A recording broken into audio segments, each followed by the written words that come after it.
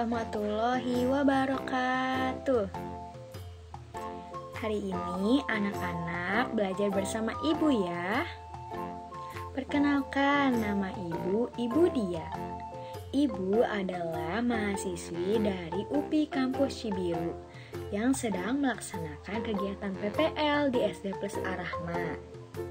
Sebelum memulai pembelajaran, coba siapkan alat tulis, buku, dan pastikan anak-anak duduk dengan nyaman ya. Jika sudah, sama-sama membaca basmalah. Bismillahirrohmanirrohim. Yuk, mari kita simak pembelajaran hari ini. Hari ini kita akan belajar tematik. Tema 8, subtema 3, pembelajaran 1 sampai dengan 3 ya. Mata pelajaran yang ada pada pembelajaran hari ini yaitu Bahasa Indonesia, Matematika, SBDP, PJOK, dan PPKN. Tujuan pembelajarannya ada 6. Nanti kalian bisa baca di rumah ya bersama orang tua kalian.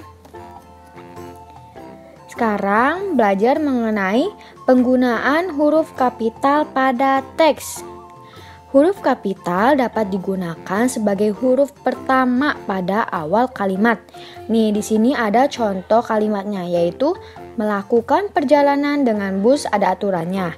Nah, di huruf kapitalnya itu ada pada huruf pertama pada awal kalimat, yaitu huruf M. Nah, ini itu menggunakan huruf kapital ya.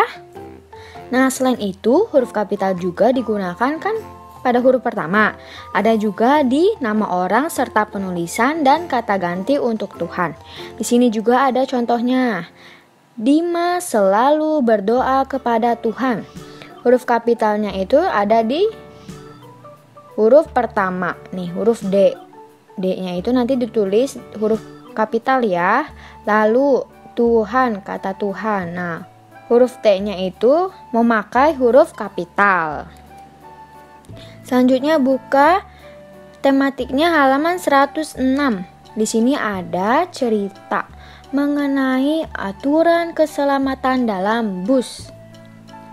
Ibu nanti akan membacakan ceritanya. Kalian juga baca ya ceritanya.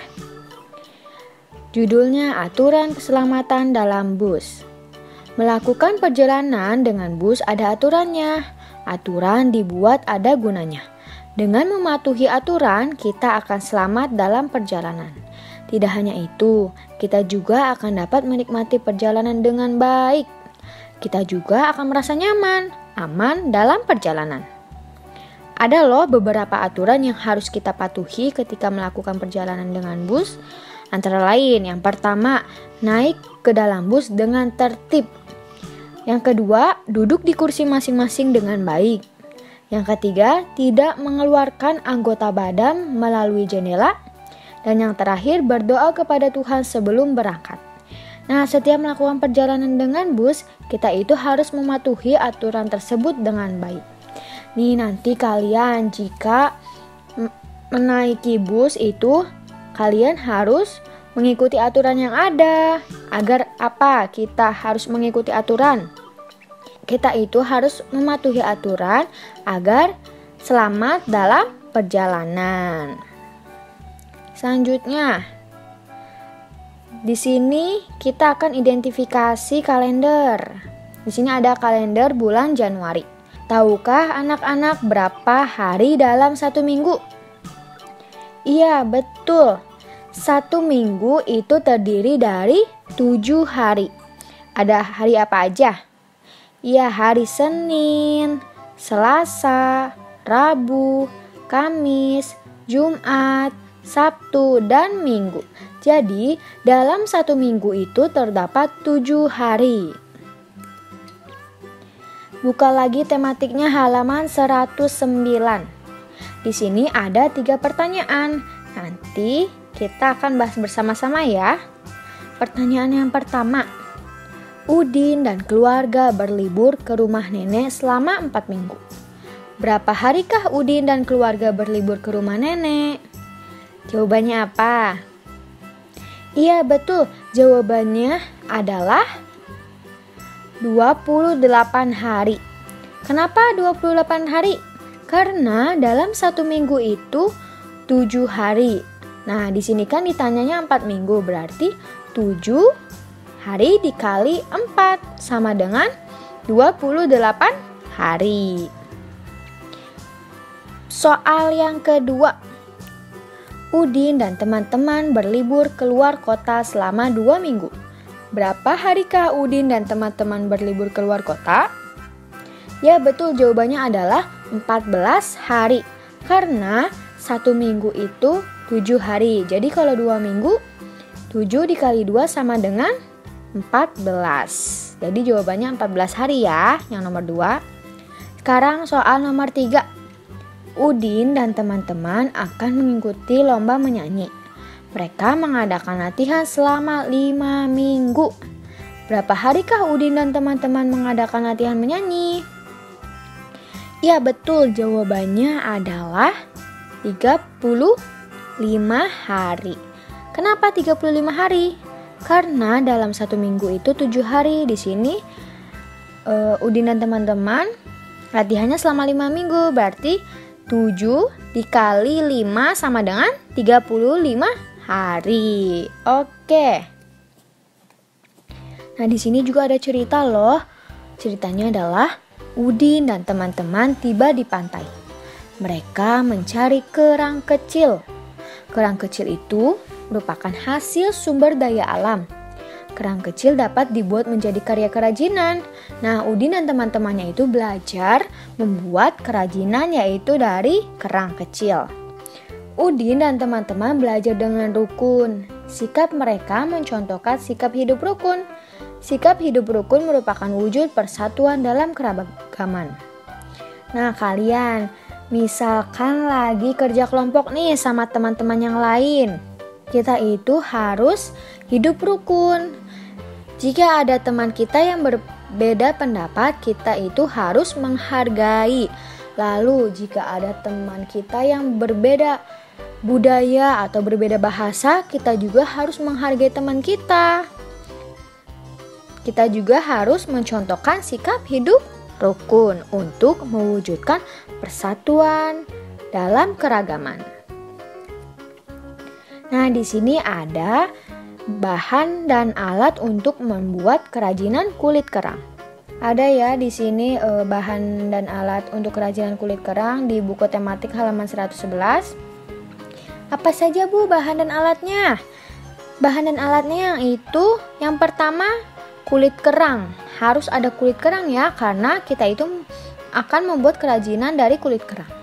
Yang kedua, ada pensil, lalu kain flanel, kertas, gunting, lem, penghapus, dan bingkai.